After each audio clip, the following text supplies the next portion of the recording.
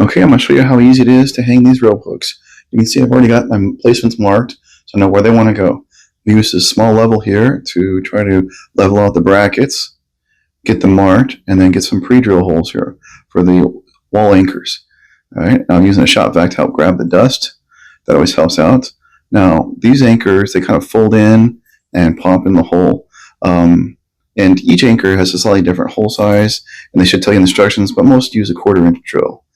Using my handy dandy electric screwdriver here, get the brackets set in place, and they always kind of move a little bit when you screw in place, so it's a good time to grab the level again and make sure that they're nice and leveled up so that when the hooks go on, it's just easy peasy from there. Okay, here we go, getting that tightened up. Time to get the rope hooks on. Putting them on. Most of them have an Allen set screw on the bottom.